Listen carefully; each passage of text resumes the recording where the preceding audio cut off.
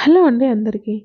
ఈ వీడియోలో మనం పాలకూర పప్పుని చాలా ఈజీగా మరియు టేస్టీగా ఏ విధంగా చేయాలో తెలుసుకుందాము. ఒక్కసారి ఈ ప్రాసెస్‌లో చేశారంటే మళ్ళీ మళ్ళీ పాలకూర పప్పుని మీరు ఇదే ప్రాసెస్‌లో చేసుకుంటారు. ముందుగా మనము కుక్కర్‌లోకి ఒక కప్పు వరకి కందిపప్పునైతే తీసుకోవాలి. ఈ పప్పుని మనము ఒకసారి వాటర్‌తో శుభ్రం చేసుకొని ఇప్పుడు ఇందులోకి ఒక 7, 8 పచ్చిమిర్చి అదేవిధంగా ఒకటి పెద్ద టమాటాను చిన్న ముక్కలుగా కట్ చేసుకొని వేసుకోవాలి. ఇప్పుడు ఇందులోకి మనము ఒక ఆనియన్‌ని కూడా చిన్న ముక్కలుగా కట్ చేసుకొని ఇందులోకి వేసుకోవాలి. నేను ఇక్కడ 3 కట్టల వరకు పాలకూరనైతే తీసుకున్నాను.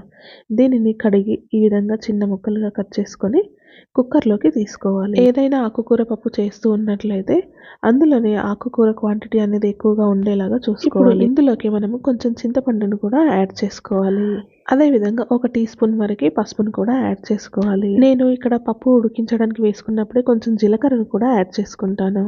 ఇందులోకి మనము ఒక 4, 5 వెల్లుల్లి రెబ్బల్ని కూడా వేసుకున్నట్లయితే పప్పు టేస్ట్ అనేది చాలా బాగుంటుంది. ఇందులోకి మనము కొంచెం కరివేపాకును కూడా యాడ్ చేసుకోవాలి. ఇందులోకి మనము ఒక టీ స్పూన్ వరకు ఆయిల్ని కూడా యాడ్ చేసుకొని కుక్కర్ మూత పెట్టేసుకొని ఒక 5-6 విజిల్స్ వచ్చే వరకు ఉంచాలి. కుక్కర్లోని ఆవిరి అంతా పోయిన తర్వాత మనము కుక్కర్ మూత తీసేసి ఈ విధంగా పప్పు గుత్తితోని పప్పును మనము మెత్తగా ఈ విధంగా చేసుకోవాలి. పప్పు మెత్తగా చేసుకున్న తర్వాత మనం ఇందులోకి ఒక 2 టీ స్పూన్ల వరకు సాల్ట్‌ను కూడా యాడ్ చేసుకోవాలి. సాల్ట్‌ను కూడా యాడ్ చేసుకున్న తర్వాత మనం ఇప్పుడు పోపు కోసం స్టవ్ పైన ఒక కడాయి పెట్టుకొని ఒక 5-6 వెల్లుల్లి రెబ్బల్ని చిన్నగా కట్ చేసుకొని కానీ లేదా కచ్చాపచ్చాగా దంచుకొని కానీ పోపులో వేసుకోవచ్చు. ఇందులోకి మనము ఒక టీ స్పూన్ ఆవాలు, హాఫ్ టీ స్పూన్ జీలకర్ర, ఒక 2, 3 ఎండుమిర్చిని కూడా యాడ్ చేసుకొని ఈ విధంగా ఫ్రై అయిన తర్వాత కరివేపాకుని కూడా యాడ్ చేసుకొని ఈ పోపుని పప్పులో యాడ్ చేసుకోవాలి.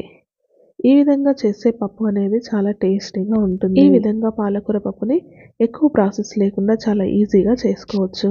ఈ విధంగా పాలకూర పప్పుని మీరు కూడా ఒకసారి ట్రై చేసేయండి. ఈ వీడియో కనుక మీకు నచ్చినట్లయితే ప్లీజ్ లైక్ చేయండి, షేర్ చేయండి. ఇలాంటి మరిన్ని వీడియోల కోసం మన ఛానల్ని సబ్స్క్రైబ్ చేసుకోండి.